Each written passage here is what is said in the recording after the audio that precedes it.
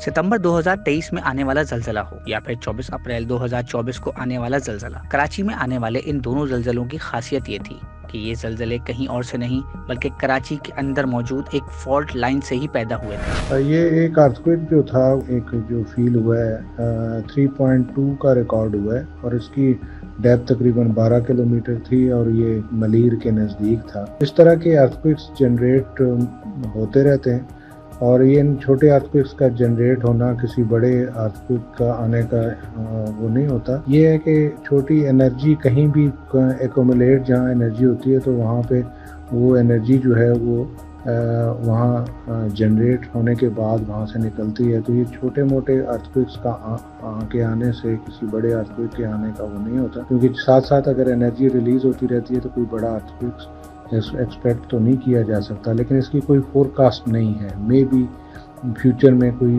बड़ा अर्थक्वेक अगर आ भी सकता है। माहिरीन और माहौलियाती तहफ़्फ़ुज़ के लिए काम करने वालों का मानना है कि कराची में जलजले की कई फॉल्ट लाइंस मौजूद हैं और मुज़ाफ़ाती इलाकों खुसूसन मलीर में बढ़ती आबादी के बाइस होने वाली दख्तों और पहाड़ों की कटाई ने शहर में जलजलों के इम्कानात में इजाफा किया है, जिसके नतीजे में शहर के बड़ी तबाही से दोचार होने का खदशा है। आपको अपना वो जो सिमत है वो सीधा करना पड़ेगा। आप इस तरह बेहंगम तरीके से कराची को कंक्रीट के जंगल में तब्दील करके आप एक पूरे शहर के करोड़ों लोगों की ज़िंदगी को दाव पे लगा रहे हैं। पहाड़ों को काटेंगे, ज़लज़ले के आने के चांसेस बढ़ेंगे। और ये बात है कि ये फॉल्ट लाइन पे है। 1884 में पसनी में जो सुनामी लहरें उठी थी उसके असरात कराची तक आए थे। खुदा ना करे अगर ऐसा कुछ होता है तो कराची पूरा तबाह हो जाए। पिछले कोई 150 साल में कोई अर्थक्वेक की हिस्ट्री नहीं है, ठीक है, ये समझने की ज़रूरत है। मगर कराची की में कई फॉल्ट लाइंस जो हैं वो क्रिस क्रॉस कर रही हैं। कराची का जो बिल्डिंग कोड है उसको जो स्केल दिया जाता है दुनिया में बिल्डिंग कोड्स के लिए, वो लिया जाता है फ्रॉम 1 to 4, यानी 1 मिनिमल और 4 जो है मोस्ट सिवियर।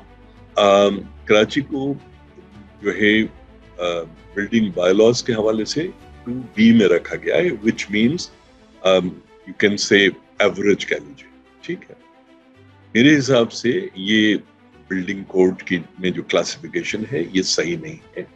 कराची में जो लैंडसेट वगैरह की अगर आप शिफ्ट्स को, अर्थ शिफ्टिंग को उसको चेक कर देखें तो Karachi should be between moderate to severe, not moderate, ठीक है। पहली बात तो ये है। तो हमारे बिल्डिंग बायलॉज की जो बिल्डिंग्स 2B के ऊपर बन रही हैं वो भी कराची में सेटिस्फैक्ट्री नहीं है। मेरे हिसाब से उनकी जो है वो ज्यादा होना चाहिए। एक बात जरूर है कि कराची सुनामी से एक प्रोटेक्टेड है, जो मकरान कोस्ट और उस तरफ जो वो है उससे रिलेटिवली प्रोटेक्टेड है। ग्राउंड +1 की बिल्डिंग्स हुआ करती थी, अब यहाँ पर 8-8, 10-10 मंजिल बिल्डिंग्स जो है वो बन गई है। बिल्डिंग्स कोलैप्स होती रहती हैं फॉल्टी कंस्ट्रक्शन की वजह से।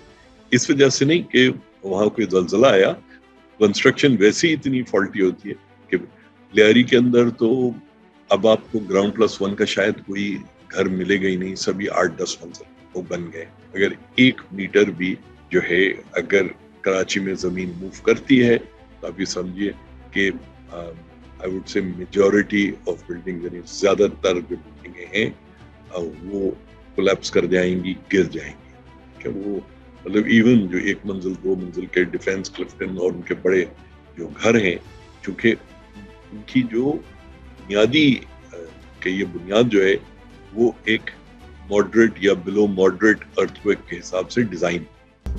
मज़ीद न्यूज़ अपडेट्स और डिजिटल स्टोरीज के लिए सब्सक्राइब करें डॉन न्यूज़ पाकिस्तान।